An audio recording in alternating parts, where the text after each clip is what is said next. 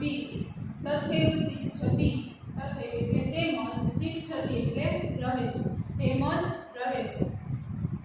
જેમ પ્રત્યેક ફળનો પોતાનો આગવો રસ હોય છે તેમ સંસ્કૃતના પ્રત્યેક કવિએ રચેલા દરેક પદ્યમાં પોતાનો આગવો રસ હોય છે।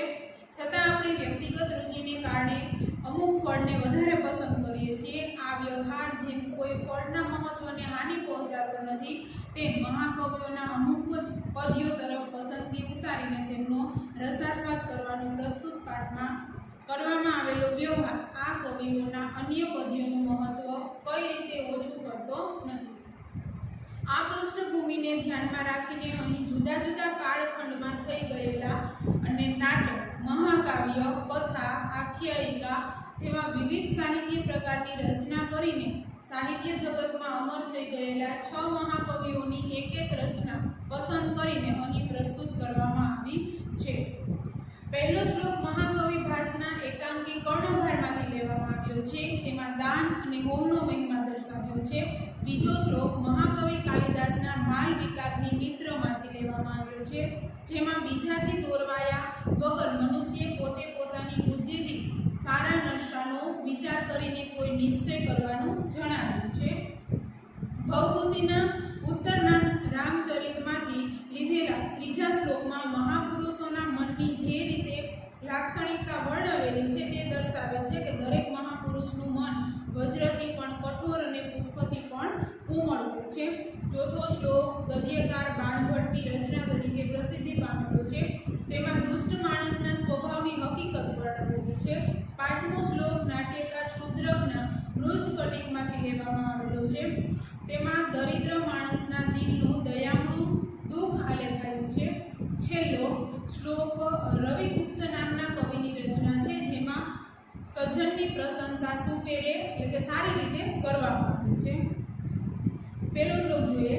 શિક્ષા ક્ષયં ગચ્છતિ કાલ પર્યાયાત સુબદ્ધ મૂલા નિપતંતિ પાદપાઃ જલમ જલસ્થાન ગતમ ચ સુષ્યતિ હિતમ ચ દત્તમ ચ તથૈવ તિષ્ઠતિ। આ શ્લોક છે ભાષ્ય મહાકવિ ભાસ દ્વારા કર્ણભારમાંથી લેવામાં આવેલો છે। આ શ્લોકમાં કર્ણભારમાં શૈલ્ય એટલે કે કર્ણનો સારથી છે એ એમ કહે છે કે કવચ કુંડળ ન આપો। જ્યારે કર્ણ છે દાંતમાં કવચ કુંડળ આપતા હતા ત્યારે એનો સારથી છે શૈલ્ય એને કવચ કુંડળ આપવાની ના પાડે છે। ત્યારે કર્ણ છે આ શ્લોક કહે છે કે શિક્ષા ક્ષયં ગચ્છતિ કાલ પર્યાયાત। કાલ પર્યાયાત એટલે વખત વીતતા અથવા તો સમય વીતતા, શિક્ષા એટલે કેળવણી અથવા તો શિક્ષણ, ક્ષયં ગચ્છતિ ક્ષયં એટલે નાશ, ગચ્છતિ એટલે પામે છે, સમય વીતતા કેળવણી નાશ પામે છે। સુબદ્ધ મૂલા નિપતંતિ પાદપાઃ। સુબદ્ધ મૂલા એટલે ખૂબ મજબૂત મૂળવાળા, પાદપાઃ એટલે વૃક્ષો, નિપતંતિ એટલે પડી જાય છે, ખૂબ મજબૂત મૂળવાળા વૃક્ષો પડી જાય છે। જલમ જલસ્થાન ગતમ ચ સુષ્યતિ। જલસ્થાન ગતમ એટલે જળાશયમાં રહેલું, જલમ એટલે પાણી, ચ અને સુષ્યતિ એટલે સુકાઈ જાય છે, અને જળાશયમાં રહેલું પાણી સુકાઈ જાય છે।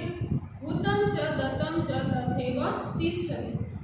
ભૂતમ ચ દત્તમ હોમેલું અને આપેલું, દાનમાં આપેલું, હોમેલું અને દાનમાં આપેલું, તથૈવ તિષ્ઠતિ એટલે તેમજ રહે છે। પહેલેથી જોઈએ શિક્ષા ક્ષયં ગચ્છતિ કાલ પર્યાયાત સમય વીતતા કેળવણી નાશ પામે છે। સુબદ્ધ મૂલા નિપતંતિ પાદપાઃ ખૂબ મજબૂત મૂળવાળા વૃક્ષો પડી જાય છે। જલમ જલ સ્થાનમ ચ સુષ્યતિ જળાશયમાં રહેલું પાણી સુકાઈ જાય છે। ભૂતમ ચ દત્તમ ચ તથૈવ તિષ્ઠતિ પરંતુ વનમાં હોમેલું અને દાનમાં આપેલું તેમજ રહે છે। ત્યાર પછી પુરાણમ ઇત્યમેવ ન સાધુ સર્વ ન ચાપી કાવ્યમ નવમિત્યવદ્યમ સંત પરીક્ષ્યાન્ય તરદ ભજન્તે મૂઢ પર પ્રત્યયનેય બુદ્ધિ। પુરાણમ ઇત્યમેવ એટલે જૂનું, પ્રાચીન છે એટલે સર્વ એટલે બધું, સાધુ ન એટલે સારું, ન એટલે નથી હોતું, પ્રાચીન અથવા તો જૂનું છે એટલે બધું સારું નથી હોતું। ન ચાપી કાવ્યમ નવમિત્યવદ્યમ ચ અપી અને વળી કાવ્યમ એટલે કાવ્ય નવમિત્યવદ્ય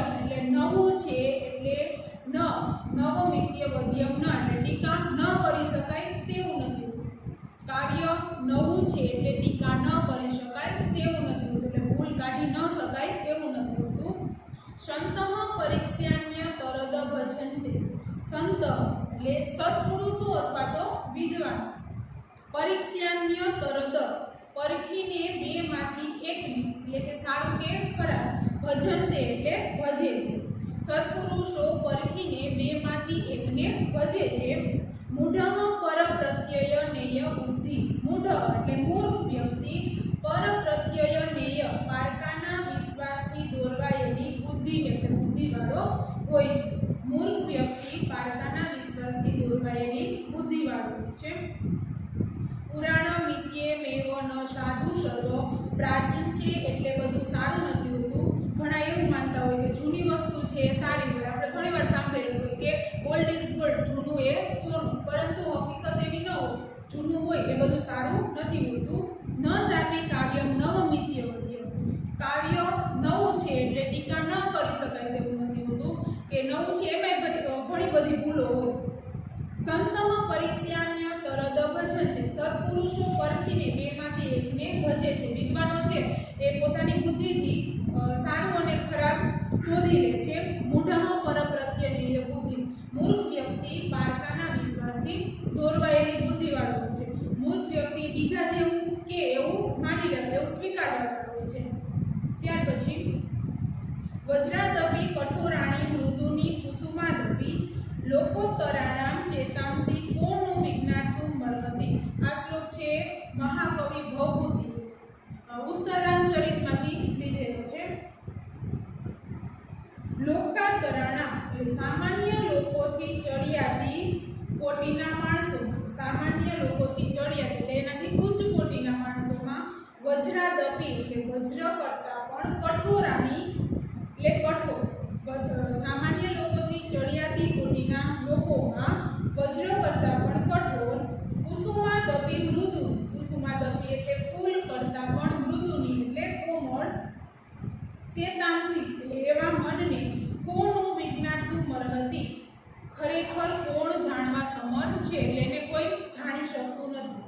સામાન્ય લોકોથી ચડિયાતી કોટીના લોકોના વજ્ર કરતા પણ કઠોર અને ફૂલ કરતા પણ કોમળ એવા મનને કોણ જાણવા સમર્થ છે. અન્યસ્માદ લબ્ધપદો નીચ પ્રાયેણ દુઃખ સહતો ભવતિ. રવિ રવિ ન દહતી તાદૃગ યાદૃગ દહતી વાલુકાની. આ શ્લોક છે એ બાણ મહાકવિ બાણભટ્ટ દ્વારા મૃજ કટિકામાંથી લેવામાં આવેલો છે. અન્યસ્મા લબ્ધપદો. બીજા વ્યક્તિ પાસેથી લબ્ધપદો એટલે ઊંચું પદ મેળવનાર. નીચ એટલે નીચ માણસ. બીજા વ્યક્તિ પાસેથી ઊંચું પદ મેળવનાર નીચ માણસ. પ્રાયેણ દુઃસહો ભવતિ. મોટા ભાગે. પ્રાયેણ એટલે મોટા ભાગે. દુઃસહો ભવતિ એટલે અસહ્ય બની જાય છે.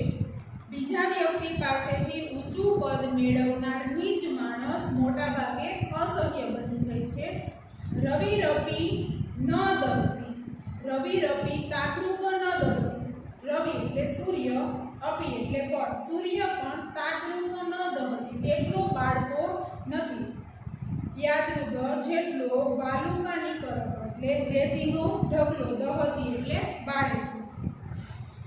સૂર્ય પણ તેટલો બાળતો નથી જેટલો રેતીનો ઢગલો બાળે છે.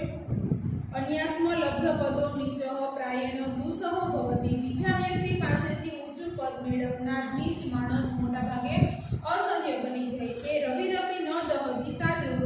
સૂર્ય પણ તેટલો બાળતો નથી. યાદૃગ દહતી વાલુકા જેટલો રેતીનો ઢગલો બાળે છે. સુખં હિ દુઃખાન્ય અનુભૂય શોભતે ધનાંધકારે સ્વીવ દીપ દર્શનમ. સુખાતુ યો યાતિ નરો દરિદ્રતા તૃતઃ શરીરેણ મૃતઃ સ જીવતિ. સુખમ હિ દુઃખમ અનુભૂય શોભતે. સુખમ એટલે સુખ, હિ એટલે ખરેખર, દુઃખમ અનુભૂય એટલે દુઃખને અનુભવીને, શોભતે એટલે શોભે છે. સુખ ખરેખર દુઃખોને અનુભવીને શોભે છે. ધનાંધકારે સ્વીવ દીપ દર્શનમ. ઈવ એટલે જેમ. ધનાંધકારે ગાઢ અંધકારમાં. દીપ દર્શનમ દીવાનું દર્શન હોય છે. સુખાતુ યો યાતિ નરો દરિદ્રતા. સુખાતુ એટલે સુખમાંથી યો નરો જે માણસ દરિદ્રતામ યાતિ, ગરીબાઈમાં યાતિ એટલે આવી પડે છે, સુખમાંથી જે માણસ ગરીબાઈમાં આવી પડ્યો છે, ધૃત શરીરેણ મૃત સજીવતિ, સશરીર તે શરીર ધારણ કરેલો હોવા છતાં ધૃત મૃત જીવતી, મૃત જીવત એટલે મરેલાની માફક જીવતી એટલે જીવે છે, તે શરીર ધારણ કરેલો હોવા છતાં મરેલાની માફક જીવે છે.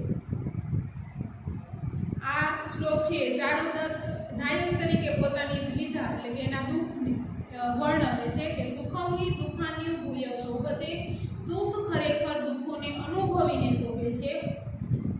ધનાંધકારે સ્વીવત દીપ દર્શનમ, જેમ ગાઢ અંધકારમાં દીવાનું દર્શન છે એટલે કે દીવાની કિંમત હોય છે. સુખાતુ યો યાતિ નરો દરિદ્રતા, સુખમાંથી જે માણસ ગરીબાઈમાં આવી પડે છે એટલે કે પહેલા સુખ હોય પછી ગરીબાઈમાં આવે ત્યારે ધૃત શરીરેણ મૃત સજીવતિ, તે શરીર ધારણ કરેલો હોવા છતાં મરેલાની માફક જીવે છે. ત્યાર પછી સુજનો ન યાતિ વૈરમ પરહિત નિરતો વિનાશકારી, છેદે અપી ચંદન તરુ શુરભયતિ મુખમ કુંઠારસી. આ શ્લોક છે મહાકવિ રવિગુપ્ત દ્વારા રચાયેલો છે. પરહિત નિરતો એટલે પારકાના હિતમાં રચ્યો બચ્યો રહેલો, સુજનો એટલે સત્પુરુષ, પારકાના હિતમાં રચ્યો બચ્યો રહેલો સત્પુરુષ, વિનાશ કાલે અપી વૈરમ ન યાતિ, વિનાશ કાલે અપી વિનાશના સમયમાં પણ વૈરમ એટલે શત્રુતા ન યાતિ એટલે દાખવતો નથી, શત્રુતા કરતો વેર દાખવતો નથી. પારકાના હિતમાં રચ્યો પચ્યો રહેલો સત્પુરુષ વિનાશના સમયમાં પણ શત્રુતા દાખવતો નથી. છેદે અપી ચંદન તરુ શુરભયતિ મુખમ કુંઠારસ્ય, ચંદન તરુ એટલે ચંદનનું વૃક્ષ છેદે અપી કાપવામાં આવે તો પણ, ચંદનનું વૃક્ષ કાપવામાં આવે તો પણ કુઠારસ્ય એટલે કુહાડીના મુખમ એટલે અગ્રભાગના મુખ એટલે કે એના આગળના ભાગને સુરભયતિ સુવાસિત કરે છે.